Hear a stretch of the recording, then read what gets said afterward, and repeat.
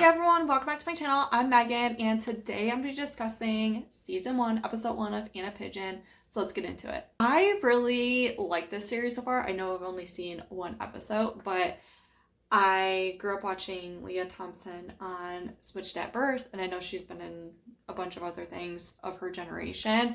And so I was really excited that she was going to be involved in creating the show as well as directing it, because she directed this first episode.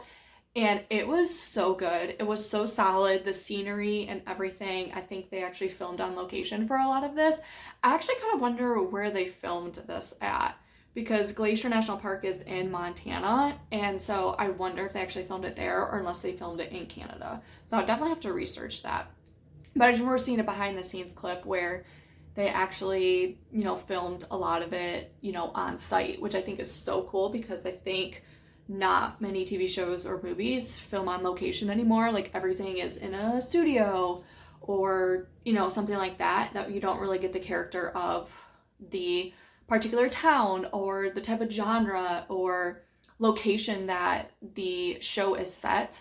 And so I really liked all of the scenery. Like it was just so gorgeous, and you could tell that the timeline was accurate. Sometimes I watch TV shows and you can tell by like makeup or hair or whatever the inconsistency and continuity. And so I really like this. I can't remember if it was this show or something else that I watched where they said they actually filmed in order from beginning to script to end of script. And I don't know if it was this show or not, because a lot of times you film out of order.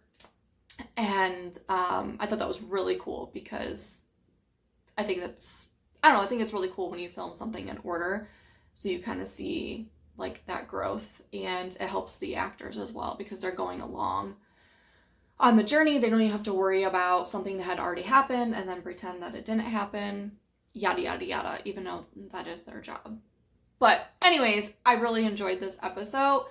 I wasn't sure if we were going to resolve the case in this episode or resolve it by the end of the season. So I wonder if this is just going to be like an episodic like show, like a procedure show or not. So I'm not familiar with the book series, so I'm not sure if they are totally encapsulating the book series or if they're just kind of going off on their own.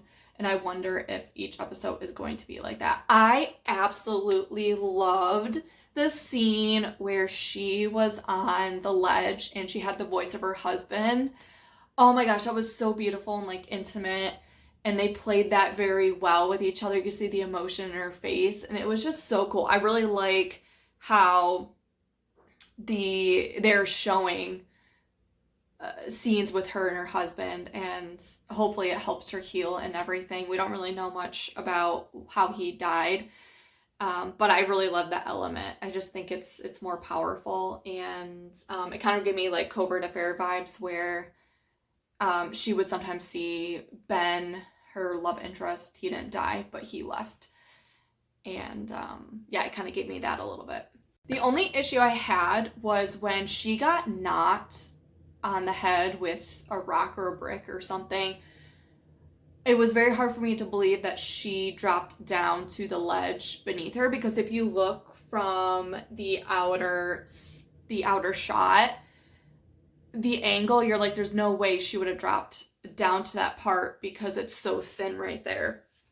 So in terms of like, I understand like the unrealistic part of TV shows, they have that to help you, to help drama or help to keep you invested. That was just the one thing that I saw. I was like, there's no possible way that she would have, fell that close to the rock. So that was the only thing I had this episode that was just like, oh, you have like a suspenseful on that, and then you just have her drop there. I was like, there's no possible way she would have definitely fell further away from the rock. So that was only a downfall of this episode, and I figured that she was either going to climb up. I was also thinking in my head, because it was water down at the bottom, that she could slowly grab the small ledges and just kind of work your way down as if you were climbing down a rock wall, but they didn't do that route at all.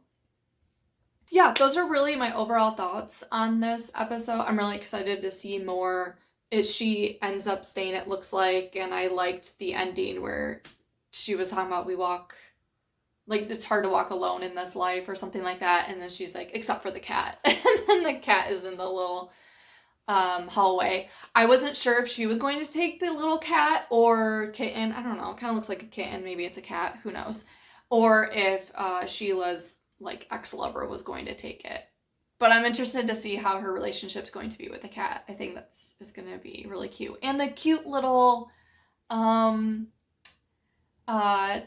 tiger, or at least it looked like a tiger. I hope we see like more wild animals like that. I don't even know if that was a real tiger or not, but it all looked real to me.